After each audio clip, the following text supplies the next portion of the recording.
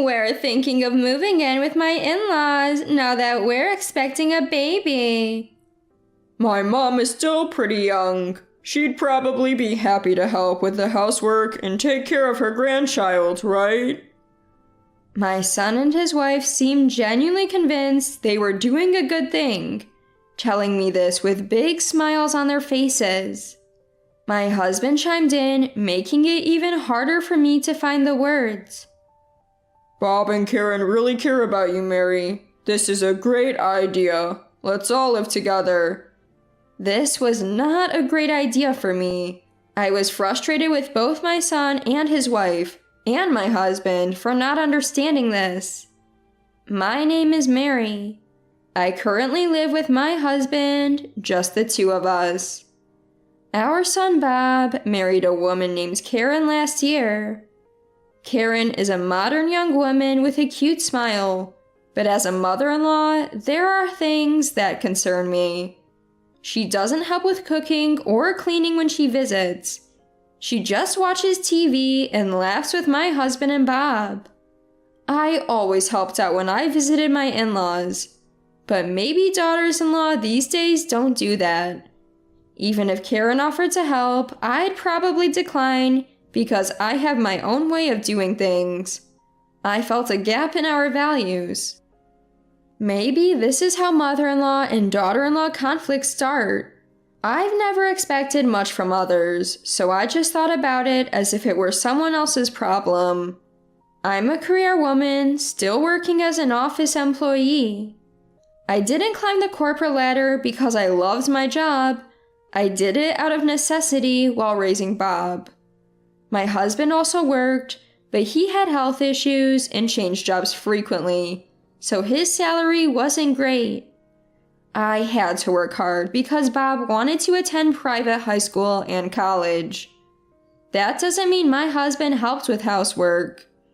In the past, it was expected that women would do the housework.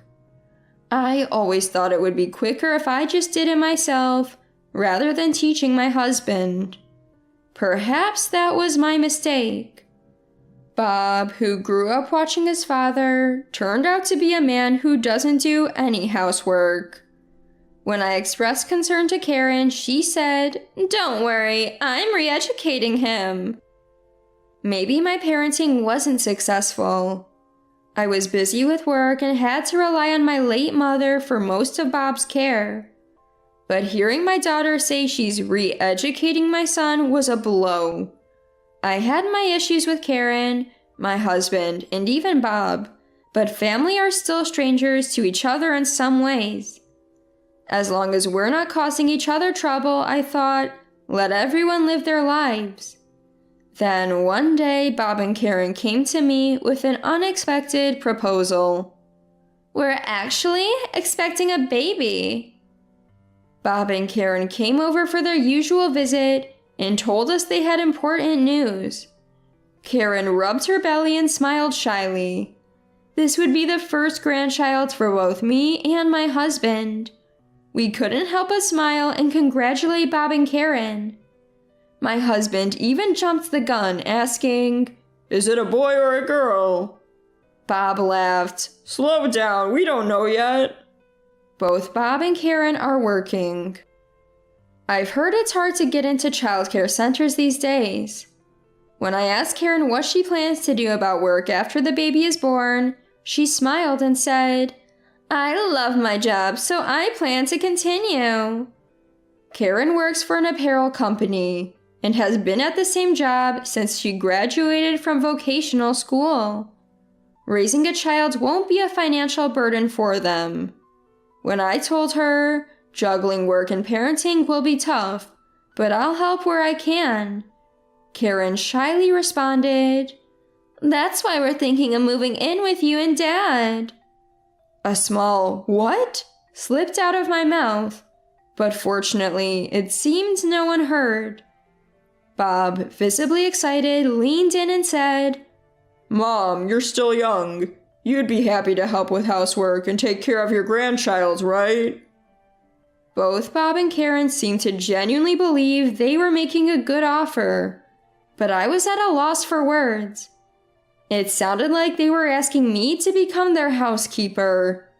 Sure, the grandchild will probably be adorable, but to move in and take care of the child? While I was struggling to find the words, my husband enthusiastically chimed in. Bob and Karen really care about you, Mary. It's a great idea. Let's all live together, right, Mary? I mumbled, well, this was not a good idea for me. I was frustrated with both my son and his wife and my husband for not understanding this. Wondering if I was just overthinking, I decided to clarify with Bob and Karen. You're asking me to do housework and take care of the grandchild, right? I'm still working and already have my hands full with housework. Don't worry, Mary, you're so efficient. I really admire you, Karen assured me. Yeah, Mom, you can handle anything. You raised me, so you can definitely take care of a grandchild, Bob added. By taking care of the grandchild, are you talking about dropping them off and picking them up from daycare? If that's all, maybe I could manage. No, Mary, there's a shortage of daycare spots. We probably won't get one. That's why we're suggesting we all live together, Karen explained. So you're saying I should work, do housework, and also take care of the child? I couldn't help but let out a cold voice.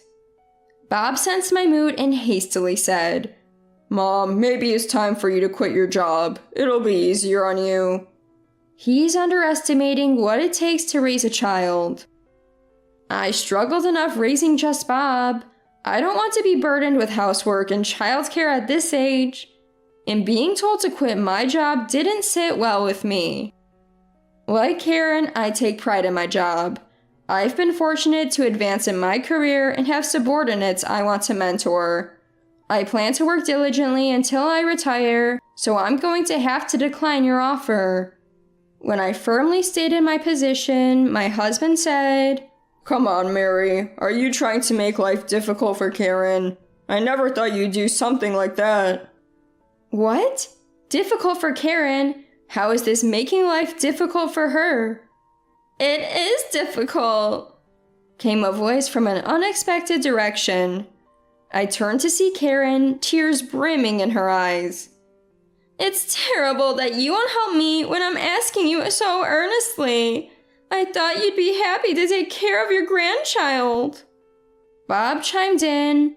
Mom, that's really harsh. You shouldn't say things like that just because you don't like Karen.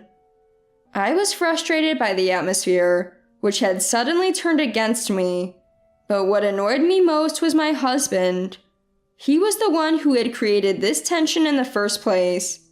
I was done with him, especially after he used the strong phrase, making life difficult for Karen, to negate my opinion. Fine then, John, why don't you move in with Bob and Karen? I absolutely don't want to, so I'll leave this house. What are you talking about, Mary? Ignoring my husband's confused voice, I headed straight to my room. What's going on? I heard Bob's frantic voice as I gathered my valuables and put them in a large bag. Fortunately, I'm a minimalist at heart and only own the bare essentials. Once I finished packing, I hurried to the front door where Karen was sobbing. Why does it have to come to this, Mary? Can't you help us with our lives? Don't you care about Bob and your future grandchild? I do care about my son and future grandchild. But Karen, I have a future too. I'm only in my 50s. I have a lot of good times ahead of me. I've raised Bob to this point, and now I finally get to enjoy my freedom. Please don't interfere with that. I'd rather not see my grandchild if it means giving up my freedom. Stunned by my words, Bob and Karen stood next to my husband, who was shouting, Where do you think you're going, Mary? The most surprising thing about this whole situation is your attitude, John. Why would you use such a strong phrase like making life difficult for Karen when they're trying to dump housework and childcare on me? It is making life difficult. Karen wants to continue working. You could help out. If you feel that way, why don't you help out John? You're not working, but I am. That's right. My husband is currently unemployed. He's the same age as me, too young to retire, but he suddenly quit his job because he found it unfulfilling. I've been with him for decades, so I just sighed and thought, here we go again. But I can't live with this man anymore. Why couldn't he step up and say he'd take care of the housework and the grandchild? That's what truly disgusted me. I'm a man. I can't do housework or childcare. Bob is a man, but he can't do housework or childcare either, right? Isn't Karen re-educating him? When I turned to Bob, who was standing there dumbfounded, he said, Well, I intend to do what I can. It seemed Karen's re-education was working. I gave Karen a final apology. I'm sorry my son has been such a burden to you, and then faced my husband. After hearing all this, I've thought about my future. If I'm going to be stuck doing housework and taking care of a grandchild while John lounges around at home, then I'm not interested. I've decided to separate from John. I said to my stunned husband, thank you for everything, and turned back to Bob and Karen. I don't know if you'll live with Dad, but don't count on him for anything. Maybe if Karen re-educates him, he'll be somewhat useful. Goodbye. Have a healthy baby. I left the house without any emotion. My husband followed me for a while, but seemed to give up when he saw I wasn't stopping. I headed to my sister Lisa's place, where she lives alone and single. Lisa is a successful writer and lives in a pretty big house all by herself. When I explained the situation to her, she was thrilled to have me. Welcome, sis, to this single life, she joked as she greeted me. Living with Lisa was the epitome of freedom. We cooked whatever we wanted, went out only when both of us felt like it, and it was no big deal if one of us didn't want to go. Our finances were separate, so as long as we contributed a set amount to the household, the rest was ours to spend freely. Feeling at home in this new lifestyle, I sent my husband divorce papers and even hired a lawyer. The divorce went through. Lisa and I threw a party to celebrate, indulging in snacks and chocolates we usually wouldn't eat. It felt like a return to our younger days. As I had expected, my husband Bob and Karen gave up on living together. It was Karen who wanted out, saying there was no benefit in living with a man who couldn't handle housework or child care. Bob sided with Karen, and my husband was left to live alone. A year later, Bob called, almost begging me to take care of their child. As Karen had anticipated, their child wouldn't get into a child care center and ended up on a waiting list. I was tempted by the desperation in my son's voice, but I have my own life to live and declined. Bob said, Mom, that's harsh. But Karen's parents live not too far away. When I suggested they ask them for help, Bob seemed uncomfortable. Bob doesn't like Karen's parents even before they married. He's always found Karen's parents difficult, as they spoil her rotten. But the time for me to sacrifice my life to help my son is long past. I've prioritized my kids enough. Now it's time to live for me. After telling Bob to figure things out for himself, I haven't heard from him. It felt lonely, but I was content with my newfound freedom. Years later, I retired and was able to pass the baton to a subordinate I had wanted to mentor. As I left my workplace, surrounded by people and receiving a beautiful bouquet of flowers, I felt fulfilled.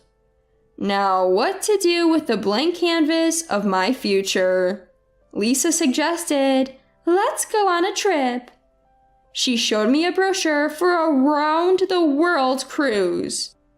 With my retirement fund and savings, and Lisa being a successful writer, we could both afford it. I never thought I'd consider going on a cruise, but as I looked at the brochure with Lisa, I felt excited about the future. I'm so glad I didn't sacrifice my freedom for the sake of my son's needs. My life is just beginning. I've decided to paint the rest of my life with only joyful colors.